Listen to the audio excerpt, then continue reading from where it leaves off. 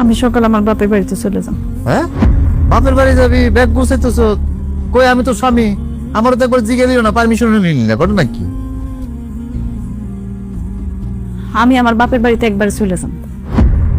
আমি আর আপনার সংসার করবো না। ওরে বাবা রে, বিয়ে করলি আমারে, সংসার করবি না বলো? কার লোকে সংসার করবি তুই? আপনি কি আমার মানুষ মনে করেন? আপনি তো আমার লোক অমানুষের মতন ব্যবহার করেন। সে বিয়ের পরের দিন থেকে আপনি যেমনি পারতেছেন সেমনি আমার অপমান করতেছেন। আপনি এতদিন আমার লোক যা যা করছিলেন আমি মুখ বুঝে সহ্য করছি, কিন্তু আজকে যা করছেন না আমি সহ্য করতে পারতেছি না। নিজের বউয়ের চুল নিজের হাতে কাইটে ফেলছে, সারা গ্রাম তারে নিয়ে ঘুরে বেড়াইছে, মানুষের দেখাইছেন। নিজের বউরে কেউ এত অপমান করতে পারে? বাবা, এত অপমান ফিল করছেন আপনি? এত অপমানিত হয়েছেন? আপনার কোনো দোষ ধরলে যদি আপনি অপমানিত বোধ করেন, তাহলে আমার তো কিছু করার নাই আসলে। আমি জানি আপনার কিছু করার নেই, কারণ আপনার মধ্যে তো বিন্দু পরিমাণ মনুষ্যত্ব নেই। আমি যখন দোষী, তাহলে আমি নিজের নিজে শাস্তি দিই। আমি সিদ্ধান্ত নিচ্ছি আমি আপনার সংসার করবো না। এইভাবে আপনার কাছে দিনের পর দিন পড়ে থেকে অপমান হওয়ার চাইতে আমি চলে যাওয়া অনেক ভালো। ঠিক আছে, সিদ্ধান্ত যেহেতু নিয়েই ফেলাইছস, দরজা খোলা আছে, আমি আটকাম না, চলে যা। কয়দিন পরে তো সুর করে আবার আমার ঘরে তো আসা লাগবে, আমি তো জানি, বুঝিয়ে গেলে। আমার জীবন থাকতে আমি আর কোনোদিন আপনার সংসারে ফেরত আসবো না। যা, দরজা খোলা আছে। খবরদার কইলাম, যদি খালি আমার বাড়ি থেকে একবার বেরোস না, সারা জীবনের জন্য আমার দরজা তোর লেগে বন্ধ হয়ে দেবো, এটা মাথায় রাখিস।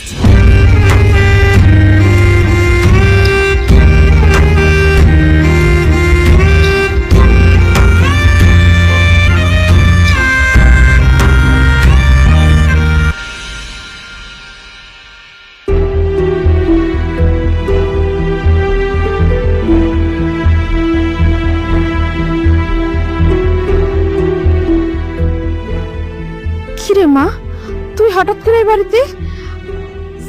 জামাই বাবাজি কই? হাসে নাই? তোমার জামাই বাবাজি আসে নাই আম্মা, আমি একলাই আইছি। আমার দেখে খুশি হন নাই? এটা তুই কেমন কথা কইতাছ? খুশি হবো না কেন, কিন্তু বিয়ার পরে মাইয়াগো জামাইয়ের সাথে আইতে হয়, এটাই হচ্ছে গিয়ে নিয়ম। আরে মা, কোন সময় আইলি? ওদিক দিয়ে সব ঠিকঠাক আছে তো?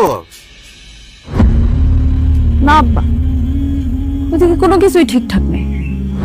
আর আমি এই বাড়িতে একবারে চলে এসেছি, আমি আর ওই বাড়িতে যাবো না। আমি তোমাকে জামাই লোক আর সংসার করতে পারবো না আব্বা। এসব কি কথাবার্তা? হ্যাঁ, তুমি সংসার করবে না মানে?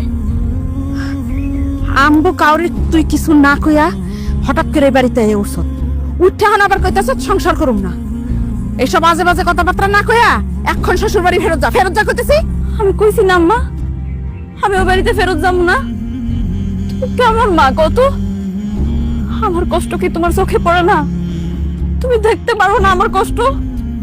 সে বিয়ের পরের দিন থেকে আমার জামাই আমার উপর অত্যাচার শুরু করছে। আমার সারাটা রাত হাত বাইন্ধে দাঁড় করে রাখছে। খাওয়ানোর মধ্যে আমার চুল পড়ছিল, ঠিক আমার চুলগুলো পর্যন্ত সে কাইটে দিচ্ছে। তখন তো তোমরা দুজন কিছুই কইলে না তোমাকে জামাইলে। শোন, জামাইয়ের যে একটু মাথা গরম সেটা তো তুই খুব ভালো করেই জানিস।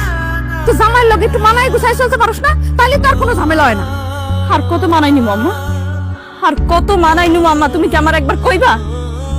সে বিয়ের পরের দিন থেকে তুমি আমারে কইতেছো মানাই নে মানাই নে মানাই না, আর কত মানাই নিব? একটা মায়ের বিয়ে হয়ে গেলে কি তার বাপের বাড়িতে তার কোনো অধিকার থাকে না? স্বামী তার উপর যত অত্যাচার করুক, তোমরা কি তার শুধু মানাই নিতেই কইবা? যুগ যুগ ধইরা সেইটাই হয়ে আইতাছে।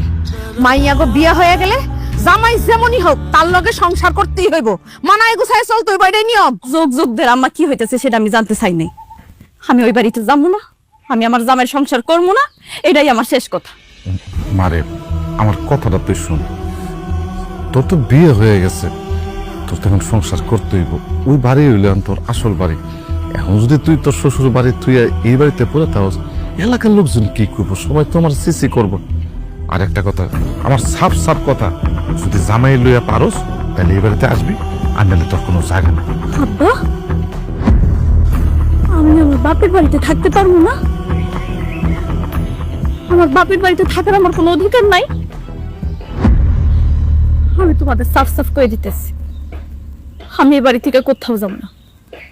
আর তোমরা যদি আমার জোর করছো না, তাহলে এই বাড়ি থেকে আমার লাশ চাই, আমি যাব না। জয়া, তুমিও না মায়েরা আইলো আর মায়েরা লাগে তুমি রাগারাগি করতেছো, একটু বুঝায় কইবার তো। অত বুঝাই করতে পারবো না, তোমার মেয়েরা তুমি নিজে বুঝাই খাও। হাইসলামি করার জায়গা পায়।